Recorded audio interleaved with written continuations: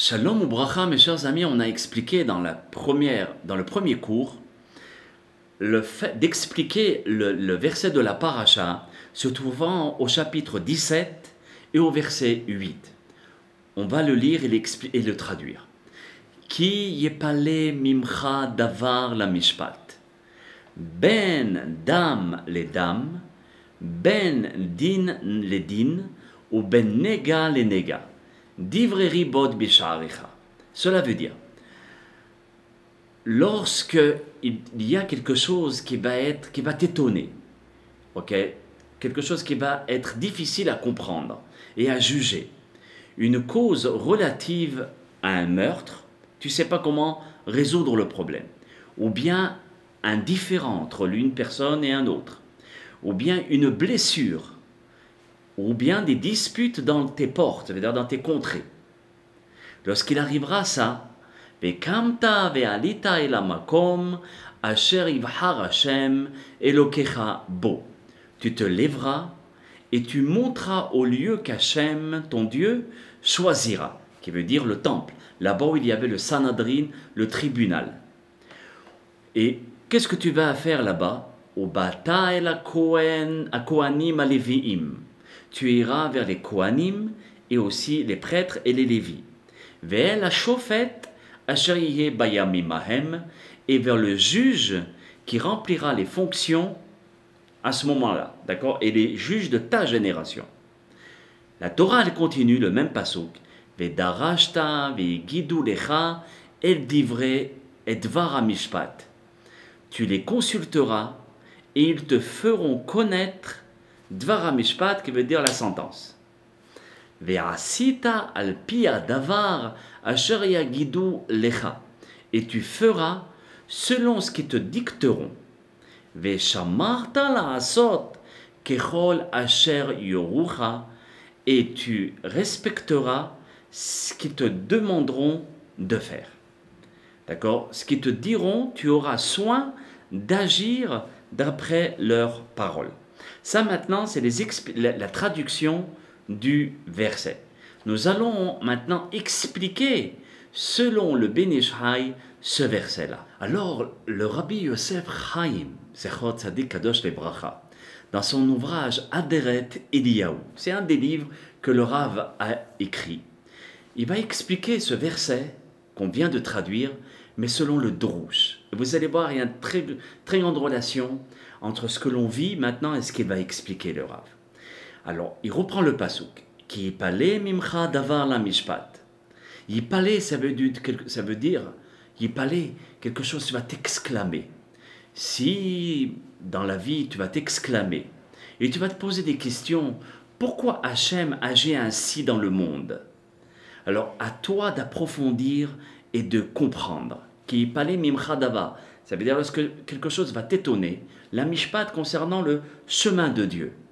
Ben dam. Ben, ça vient du terme bina, discernement. Ça veut dire essaye de comprendre ce que Dieu veut de toi. Ben dam les dames. Peut-être tu vas comprendre, c'est à cause du dam que tu as répandu sur la planète Terre. Dam, on avait expliqué que tu as enlevé le aleph de ton Adam. Et par rapport à quoi? Par rapport à la faute. Donc le sang se répand dans le monde parce que nous avons séparé la lettre Aleph du mot Adam et aussi du mot de Adonai. D'accord? À ce moment-là, on répand le Dam. Comme nous l'avons expliqué dans le verset, dans le cours du premier cours. Ensuite, ben nega le nega divrei ribot bisharecha. Lorsqu'il y a le meurtre, le différend, et bien aussi les blessures qui vont se répandre dans tes contrées, bisharecha, dans tes portes, alors sache que ça vient d'une faute qui est très grave, le Rav dit, à cause d'une faute qui s'appelle la haine gratuite. Le Rav nous dit que la faute la plus grande, qui engendre le plus de destruction et de catastrophes dans le monde, c'est chas v'shalom, que le bon Dieu nous en préserve, c'est la haine gratuite. elle engendre la dispute, la médisance, le lachon hara, le motzi shem ra, l'orgueil, etc. Donc les disputes engendrent malheureusement la haine gratuite, ou plutôt le contraire. Alors comment nous pouvons-nous réparer ce désastre? Parce qu'une fois qu'il est fait, on ne peut pas dire il est fait puis c'est terminé. Alors poursuivons le verset. Qu'est-ce que nous dit la Torah?